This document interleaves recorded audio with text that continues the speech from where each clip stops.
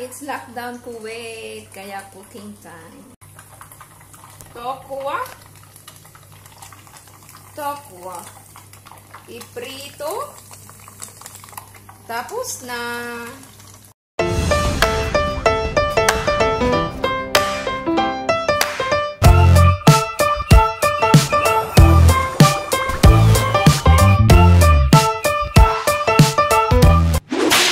Good afternoon. It's June 1. Ayan.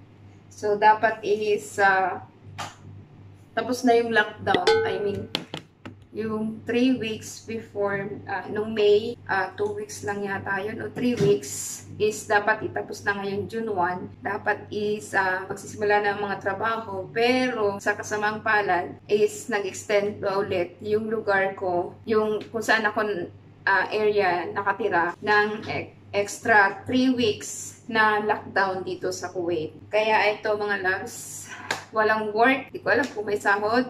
And so start na naman kami mag-count ng 3 weeks starting today June 1. And nasa bahay lang, bawal lumabas. Pwedeng lumabas. Yun, ang kaibahan naman ng lockdown before at lockdown ngayon is pwedeng before, bawal ka talagang lumabas with appointment lang talaga. But today, ngayon, starting ngayon, pwede kang lumabas, pili ng kung anong gusto mong necessary. Tapos, pero may curfew na 6 o'clock. So, ayun, from 6 a.m. to 6 p.m., pwede kang lumabas na bumili, pumunta kung saan mo gustong pumunta o bumili kung saan, but in the same area lang dito sa amin. Bawal kang lumabas ng panibagong area. So, anyway mga loves, so today is June 1 nga, sabi ko, is welcome again sa aking channel kasi today's video mga loves is magta-try na naman akong magluto ang hindi marunong magluto. And today recipe is magluluto ako ng munggo na may tokwa. Ayan, so munggo na may tokwa. Ito yung mga ingredients. So the tokwa, of course, luya, sibuyas, bawang, and kamatis. And meron tayong chicken, oil,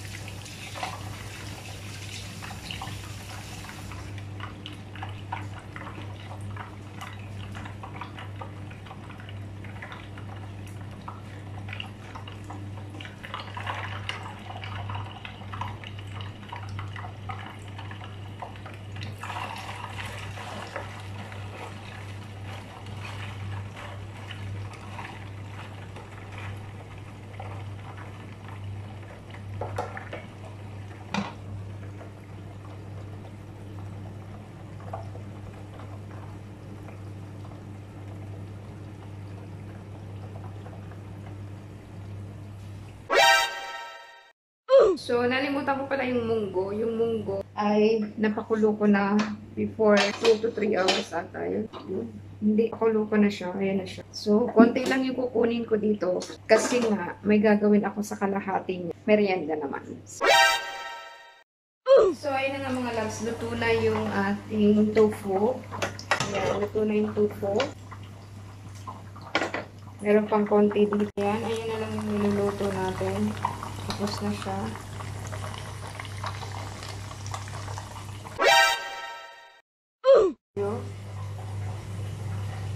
Tapos, nag-add pala ako ng chicken. Ayan. So, hindi ko alam mga loves kung repolyo.